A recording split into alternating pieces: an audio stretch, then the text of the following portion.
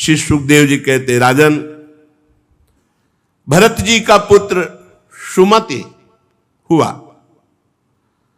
उसने अपने बाबा ऋषभ देव जी का ही अनुसरण किया।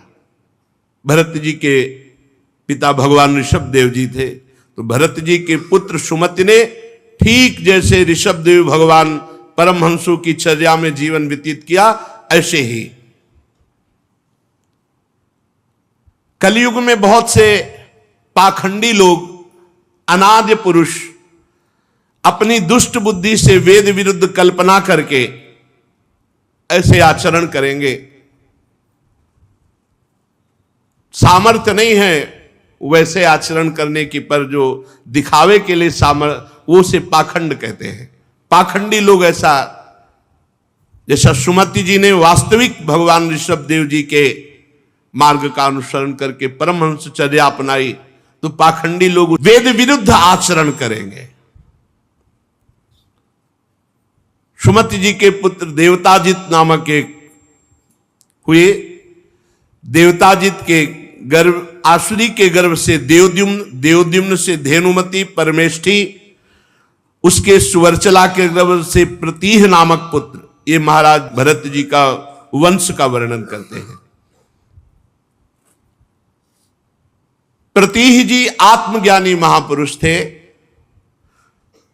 वो आत्मविद्या का बहुत गूढ़ रहस्य प्राप्त किया और साक्षात परब्रह्म में स्थित हो गए। प्रतीह जी की भार्या सुवर्चला के गर्भ से प्रतीर, हर्ता, प्रस्तोमा, उद्गाता नाम के 3 पुत्र हुए। वे यज्ञादि कार्यों में बहुत निपुण थे। प्रतिहर्ता की भार्या स्तुति थी, उसके गर्भ से अज और भूमा नाम के 2 पुत्र हुए। ये सब महापुरुष, इनके नाम, इनके चरित्र सुनने से हृदय के पाप नष्ट होते हैं।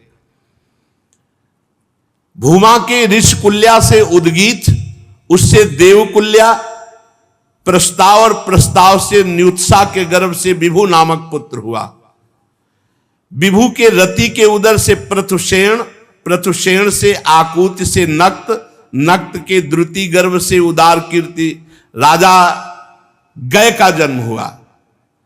ये जगत की रक्षा करने वाले भगवान श्री हरि के अंश माने जाते महाराज गय। संयम आदि अनेकों गुणों के कारण इनकी महापुरुषों में गणना की जाती है।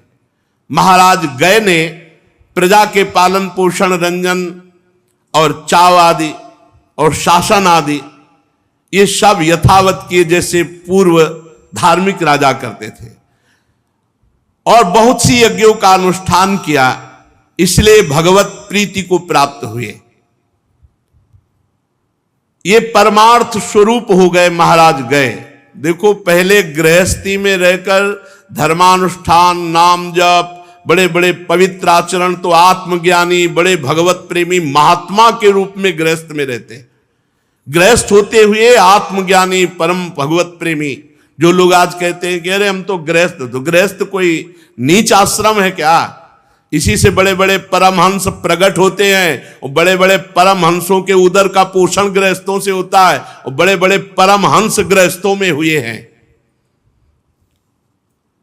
जो भगवान के चिंतन में निरंतर रत रहता है, उसका अहम भाव नष्ट हो जाता है, और वो निराभिमान होकर गृहस्थ में रहते हुए भी महात्मा होता है। महाराज राजर्षि गए इसी कोटि के महान राजा हुए, गृहस्थ में होते हुए भी भगवत प्राप्त महात्मा। महाराज गए की बराबरी कौन कर सकता है? जो निरंतर राज्य कार्य में रत होते हुए भी भगवान के चिंतन में रत थे। बड़ा कठिन है राजा होकर राजकाज करना और निरंतर भगवान का चिंतन करना।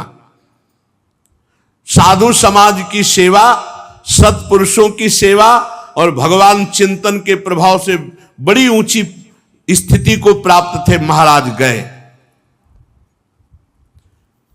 भगवान ने प्रकट होकर के महाराज गए को साक्षात दर्शन दिए। जिनके नेत्र एक बार भगवान का दर्शन कर लेते हैं, फिर उनकी दृष्टि में संसार नहीं, जित देखो तित श्याममयी, ऐसे महाराज गए थे। महाराज गय के गयंती के गर्भ से चित्ररथ, सुगति और अवरोधन नाम के 3 पुत्र हुए। चित्ररथ की पत्नी उर्णा से सम्राट का जन्म, सम्राट से उत्कला से मरीचि और मरीचि के बिंदुमती से बिंदुमान नामक पुत्र हुआ। इस तरह महाराज प्रियव्रत का वंश जो अभी वर्णन किया गया,